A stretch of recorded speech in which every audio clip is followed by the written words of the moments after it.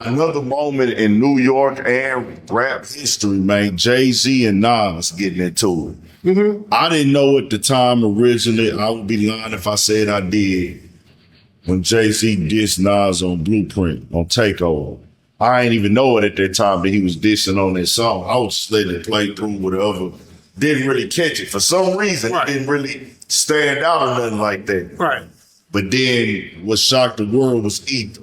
Mm-hmm. I think it was the beat. Even though what Nas was saying, Jay-Z was reign supreme at the time and everything. But when he came with Ether, that beat, the flow, everything just went crazy in the streets.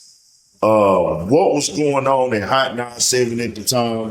What was going on in New York at the time? Things like that. All right, so you have to understand, again, Hot 97 is still the epicenter of hip-hop music, period. At that time, I worked overnights again, and right before me was Funkmaster Flex, which is, at that time and still now, one of the most important DJs, if not the most important DJ in hip-hop music. Flex would always get everything first. Period, comma, exclamation point, just whatever. That the Nas just came out, and maybe about 2 days later, I don't even know if it was a full 2 days, it might have been the next day. We were at the station. Now, Flex worked from 7 to 12. Now, when you work, whether you perform, you DJ, anything like that, you have adrenaline. So Flex would finish at 12, but he would wind up going home at like 2 or 3. He would leave the station at 2 or 3 because there's work to be done, adrenaline, niggas chopping it up, whatever it is that keep you there an extra hour or so. And I remember the doorbell ringing and Flex getting something. And he said, yo, man, come in the studio, man. I want you to hear this. So it's just me and Flex. This is like 2 or 3 o'clock in the morning. And he says, this is the Nas diss. I didn't even know it was called Ether. He was just like, this is the Nas reply. Check it out. And we went in one of the air booths, like in one of the production studios in the back, and he played the record. I think it might have been me, Flex, and I think maybe my man Big Dennis. I'm not sure. Dennis will have to tell you. But I definitely know it was me and Flex because it was in the middle of the night. And Flex said, because Flex has always been a strategic dude. So he knew what to do with this. He took it, he said, I'm gonna wait until Angie Martinez show, and I'm gonna play it on Angie Martinez show. This way it'll shut down the city. And when I heard that song, I said, man, this is fire, right? So now we at 4 o'clock or whatever the case may be, and they play the record. Everybody who comes in the room gotta give their opinion on the record and who won. Now, you can give the political answer or you can give the real answer, right? So I remember everybody being in there. I think Angie said Hov won. Everybody said, so then there was a guy named Tim Westwood. I don't know if y'all know who Tim Westwood is. Yes, Mama C. Right. Tim Westwood was basically the Funkmaster Flex in Europe at the time, of England. And he would come every 2 weeks. Back then, there's no internet again. He would come every 2 weeks to buy records, get all the new records, so he would be on top of what's going on so he could do his thing over here. Him and Flex were really close, it was like a connection. And Tim would come every 2 weeks and, buy records and be in the city and feel the vibe, be at the station. And when I came in maybe about 9 o'clock. And I remember Tim Westwood, they asked Tim Westwood who he thought won. And Tim, we used to call it dancing. Flex used to call it dancing. He danced his off. He would never give an answer. He just gave word salad. And then they asked me, they said, who do you think won? And I said, Jay-Z killed that. I said, Nas killed that. And it was picking sides. in hindsight, I should have just shut up.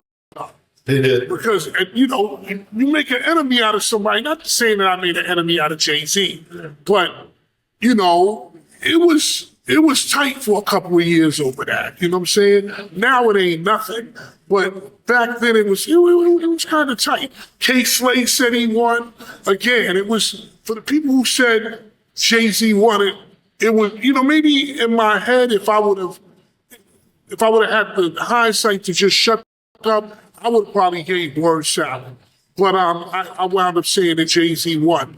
But that Ether song shut New York City down for that entire day from Angie Martinez's show going forward. And everybody had to come in and give their account of why they thought who won and why. And I actually said Nas won. Yeah, I remember it hitting the schools, man, and I didn't even we heard it. When it hit, everybody was going crazy. They actually played that on the radio. Mm-hmm. And that shows you where radio was at now, because we used to go to the radio to get a lot of drops or even a diss record like Ether, because that was not a radio song for real. That was just, look, nigga, here's the response. Yeah. And then Hov came with Super Ugly, and then that went there, and then we were back on the radio again asking, you know, who won and all that like that. And, you know, it wound up being what it was. And it's just amazing to me that the two of them can come together now and it ain't nothing. Exactly. But I still, in my personal opinion, there's always going to be something between them, but that's never. Yeah, they so 100 now. They be rocking and everything. Like, I think it's one of the things was like, all right, we understood what we was at that age in our life and things, and we here now. And it's so crazy because at that time, you know, it wasn't old, but Jay-Z was already like in his 30s when that happened. Listen, Jay-Z was the undisputed king when that happened. Yeah. Period. Yeah. He was the undisputed king of everything. I was there. He was the undisputed king of everything. And for Nas to go up against him like that, and do that, man, that might have been one of the most brutal diss records other than, you know, Puma D, I don't mean to be bold, but put that Bob in it, Bob bullshit on hold, like the first diss record ever. That was, in the history of diss records, it's that, No Vaseline, Ether, just, there's some, those are like most three vicious diss records I've ever had. Ones that was played nationally and stuff like that. And the back-to-back by Drake. Yeah. And that diss record was vicious because it was a hit. It was a hit. So it wasn't even like it was a diss record. The shit was a hit.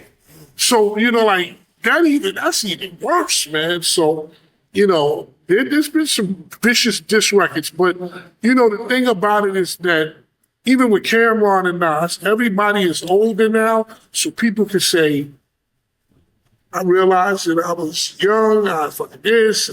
That's what it's all about at the end of the day. And you know, that's why we can have these talks too now, because it's like everything is so far removed. Everybody already in a second part of their life, and everybody is family, kids. It's like, yeah, they might get online in the interview and talk shit about each other here and there, but you know, hey, bro, we already passed all that. Right. But it's just history. It's just really redocumenting history in different ways now, as opposed to like, I'm interviewing two young niggas who really trying to get at each other. Interviewing the nigga from old block. But